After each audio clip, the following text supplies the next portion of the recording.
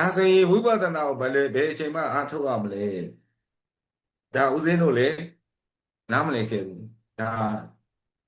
ရှေးလူကြီးတွေပြောခဲ့တာကောလူတွေရဲ့အသိမှားတွေပေါ့တင်ပါဗျာဒါလည်းဘုန်းကြီးတွေကပေချာမဟောခဲ့ဘူးတင်ပါဗျာနော်မြတ်စွာဘုရားဟောတာဝိပဿနာအားထုတ်ဖို့ဆိုတာ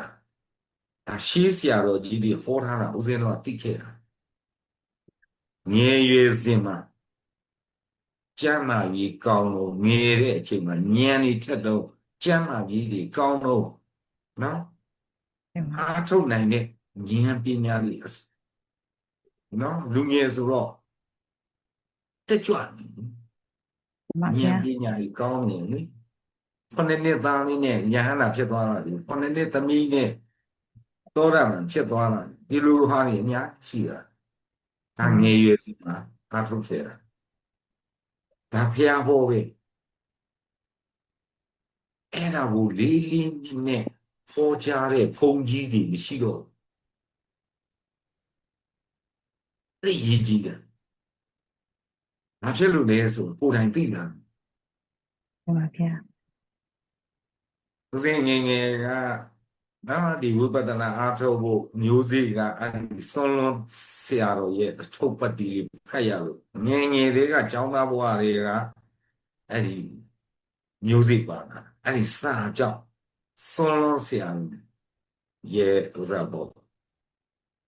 သူ့အထုပ်ပတ်တီတို့ပေါ့နော်ဆွန်လွန်ဆရာတော်အားကြကြည်ညိုပြီးတော့မှအဲ့ဒီမျိုးစေ့ပါဒါပေမဲ့အားထုတ်ဖို့ကအသက်60မှအားထုတ်လို့ဘာဖြစ်လို့လဲဆိုတော့ငယ်ရည်စင်မှာပညာရှာ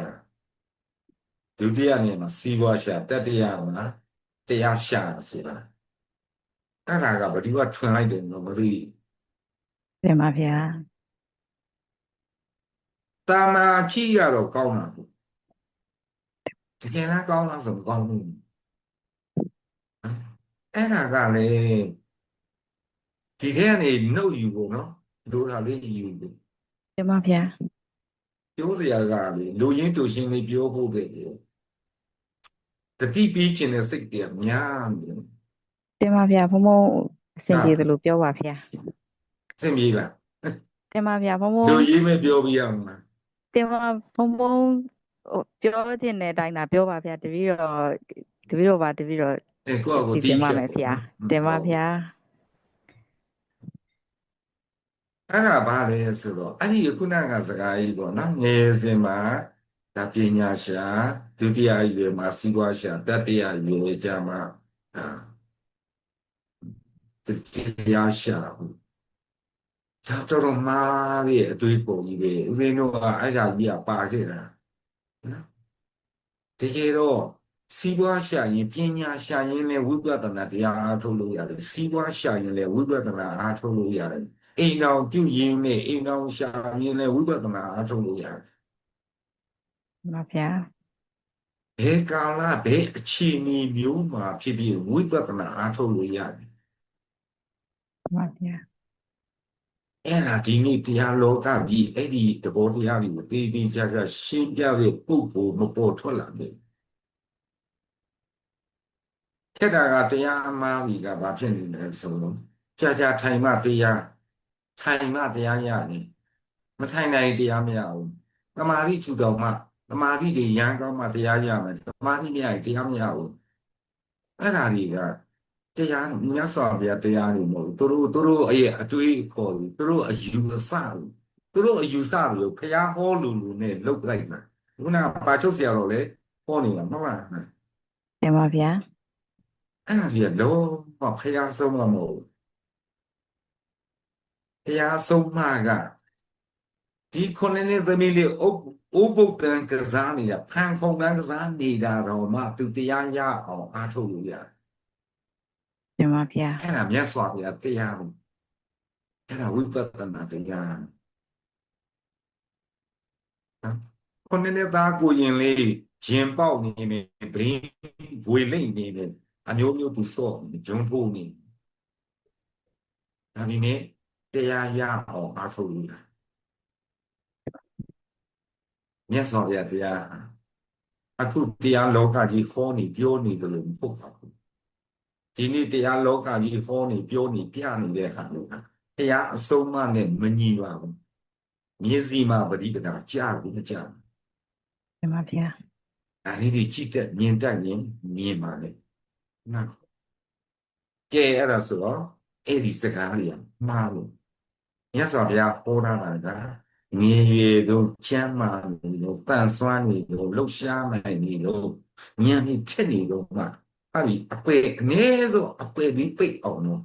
လုပ်ကြဒါဝိတခါတို့ကိုဟောတယ်ဆိုတာနော်အတကားဟောတာမျိုးစံပြအနေနဲ့ဟောတာ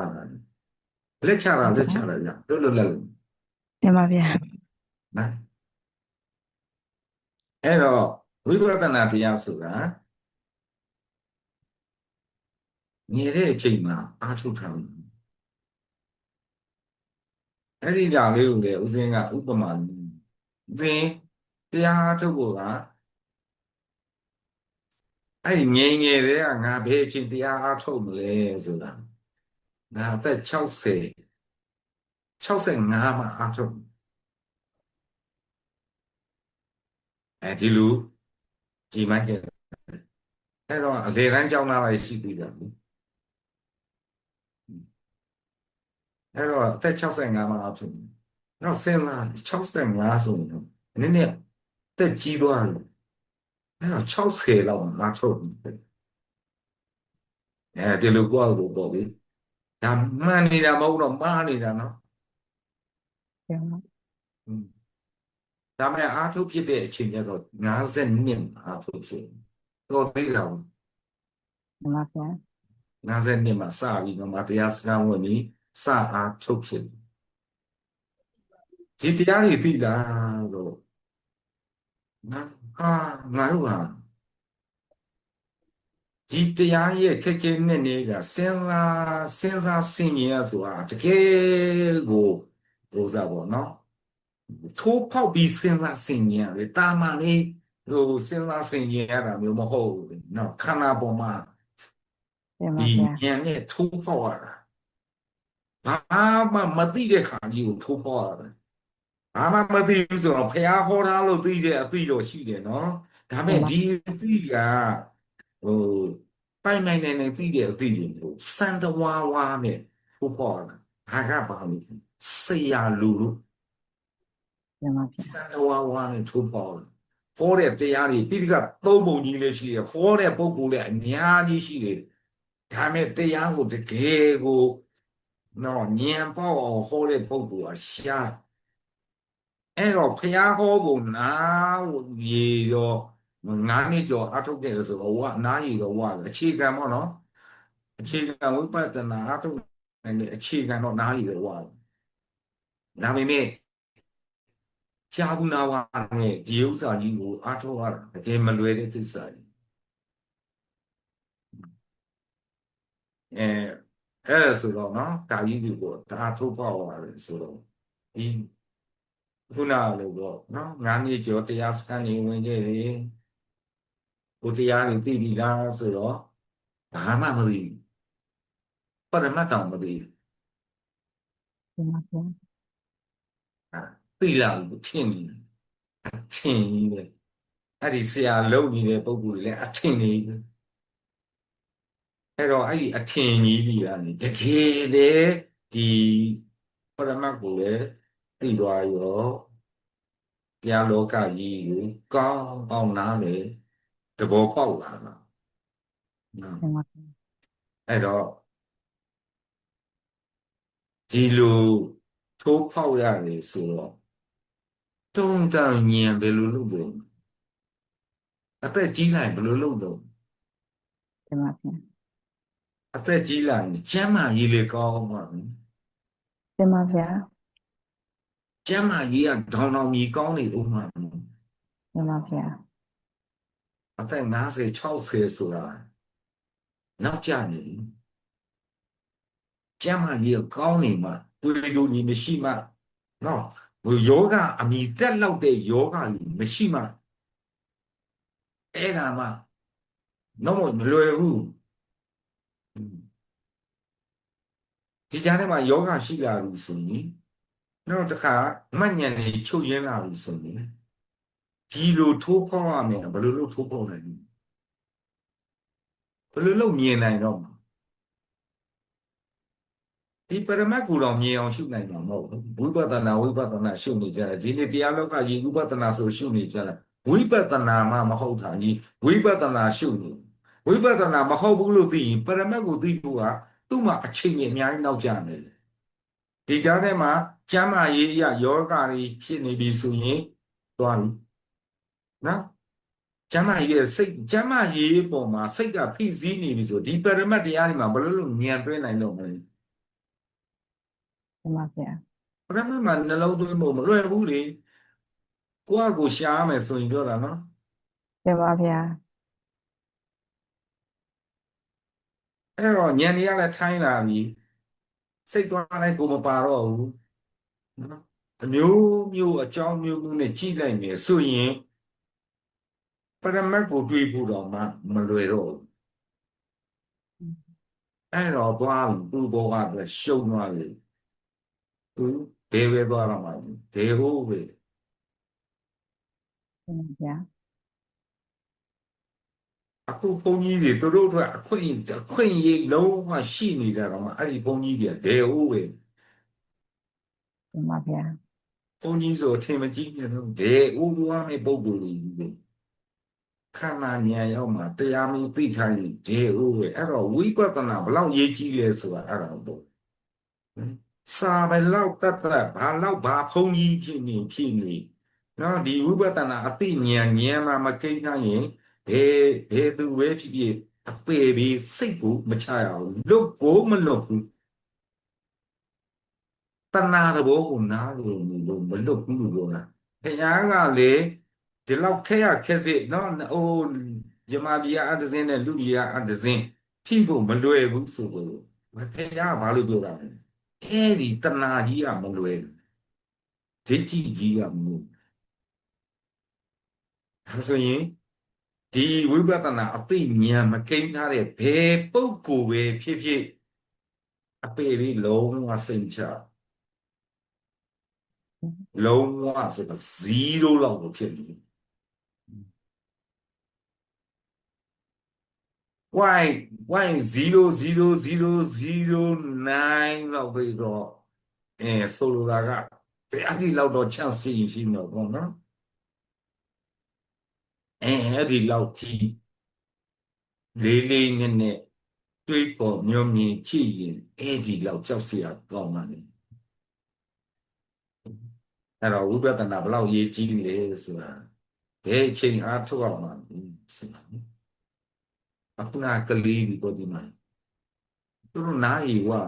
ပထဝီဘလူစမ်းမယ်သူတို့ပြီးနော်ဒါရီက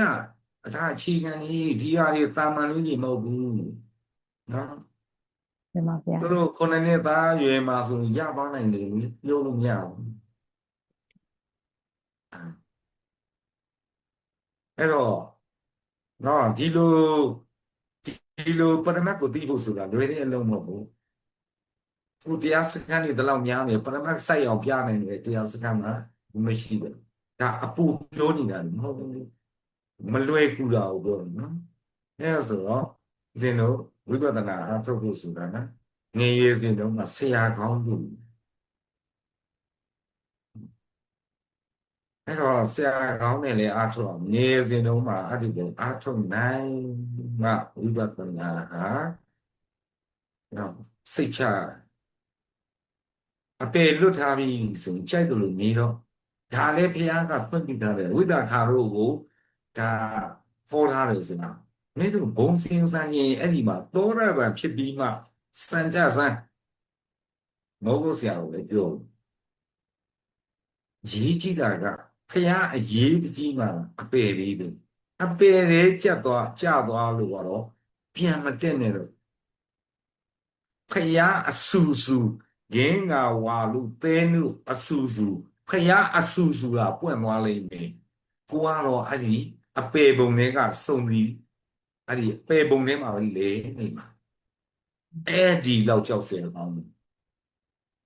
ဒါကြောင့်မလို့ဦးဇင်းကလည်းတရားလောကကြီးဘယ်သူကမှအာမနာနိုင်ဘူးတရားဆုံးမနဲ့မညီလို့တရားပေါ့နော်ဝိပဿနာတရားနဲ့ပတ်သက်ပြီးဘယ်သူကမှအာမနာဘာလို့ဆိုတော့အပေလေးကြောက်တော့ပြန်ပြီးတော့ပြန်တက်ဖို့ဆိုတာလုံးဝမလွယ်တော့ဒါကြောင့်မလို့အမှားတွေကိုတောင်းလျှောက်ပြုံးပြီးလမ်းမတော့မလိုက်ကြနဲ့ဒီမှာပေးနိုင်တော့မှလောက်ကြဆိုတာဒါကိုပြောတာအပေလေးကြောက်တော့လုံးအဲ့ဒါဆိုတော့နော်ဝိပဿနာဘယ်လောက်ရေးကြီးလဲဘယ်အချိန်မှာအားထုတ်ရမလဲဆိုရင်တရားဟောတာကငြင်းရတဲ့အချိန်မှာနော်ဆရာကောင်းလည်းရှိတဲ့အခိုက်အချိန်နဲ့ပြီးတဲ့အခိုက်ကိုကကြမ်းမာနေတဲ့အခိုက်နော်ဒီဉာဏ်นี่လည်းကောင်းတယ်စဉ်းစားဆင်ခြင်နိုင်တဲ့စွမ်းအားတွေလည်းကောင်းနေတဲ့ကြမ်းမာရေးတွေလည်းကောင်းနေတဲ့အချိန်မှာအားထုတ်ဖို့ရတယ်အဲ့တော့ဒါကနံပါတ်1အရေးကြီးလို့အဲ့ဒီမှာဒီဝိပဿနာအားထုတ်ဖို့အတွက်အခုန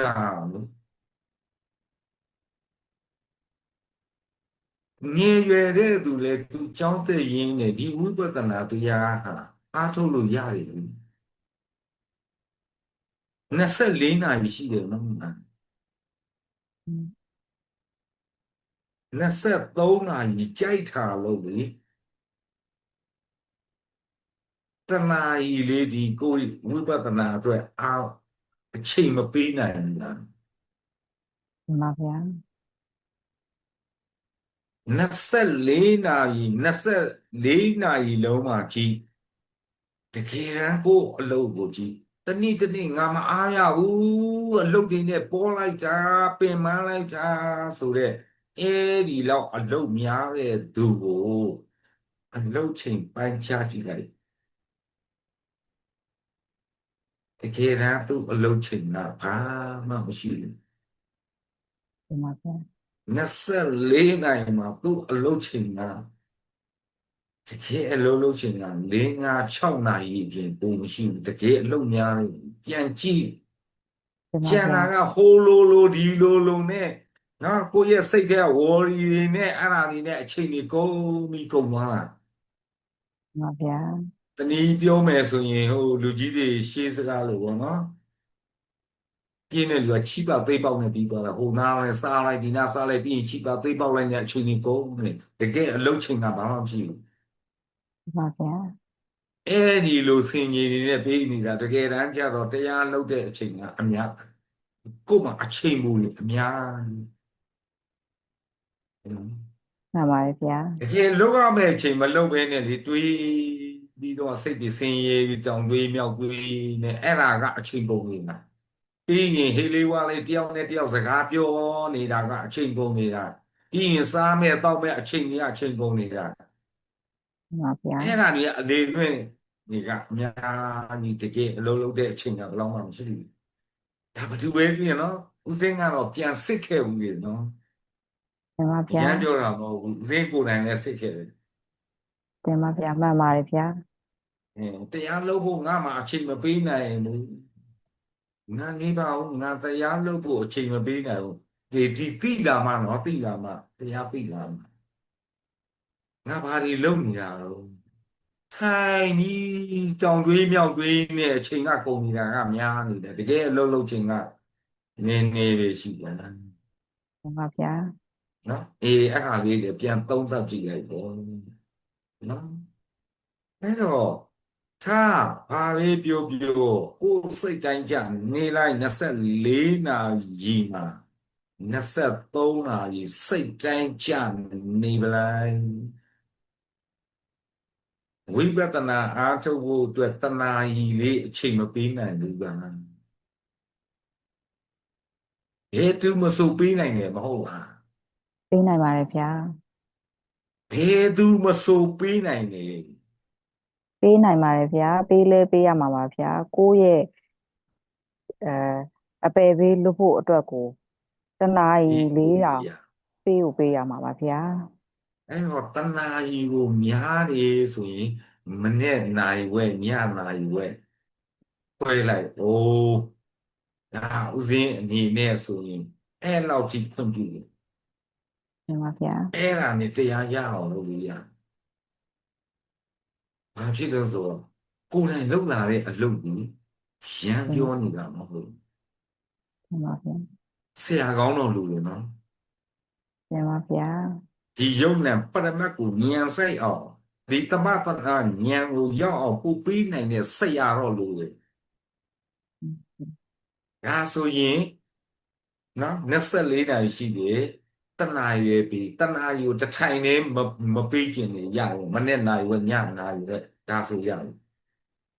အဲ့ဒီဆရာပြောတဲ့အတိုင်းသာအာထုတ်မုတ်ချတရားရဆရာကောင်းတော့လို့ကိုယ့်အကိုဆိုရင်တော့မရှာနိုင်ဘူးလေမလွယ်ဘူးလေတင်ပါဗျာရှာပြီးသားဆရာကပြောမယ်ဆိုရင်တရားရဝယ်အဲ့ဆိုတော့နော်ခုနကဝိပဿနာဘယ်လောက်ရေးကြည့်တယ်လဲဆိုရင်အဲ့ဝိပဿနာမလုပ်ရင်အပေကြဖို့က99.999ရာခိုင်နှုန်းရှိပါဗျာဒါလုံးဝမပေါ်လိုက်ပါဘူးဒီစကားကိုဒီတဏှာစိတ်ကလူဂတိသသိန်းကြီးဖြတ်စုဖြစ်လိုက်တဲ့ဂတိသသိန်းကြီးတင်ပါဗျာအဲ့ဒါကြီးကိုဝိပဿနာဉာဏ်ကလွဲလို့မထိနိုင်ဘူးဒါနသီလနဲ့မထိနိုင်ဘူးဒါနသီလကကုသိုလ်ကိုပြုစားတဲ့ကံတင်ပါဗျာဒီအပေဆွဲချမှာကဒီစိတ်ကဂရေကိုပိ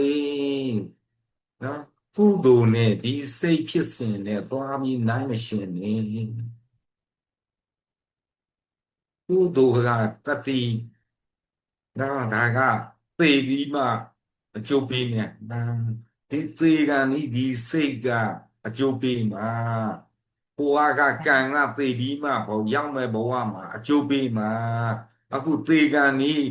အပေကိုသွားမလားဘယ်သွားမလဲဆိုတာကဒီစိတ်ကစုပ်ဖြတ်မှာတစ်စက္ကန့်ဂရေသသိန်းဖြစ်ပြနေတာအဲ့တော့ဝိပဿနာဉာဏ်မဥထားရင်ဒီစိတ်ကိုဝိပဿနာအသိဉာဏ်ကပဲထိနိုင်တယ်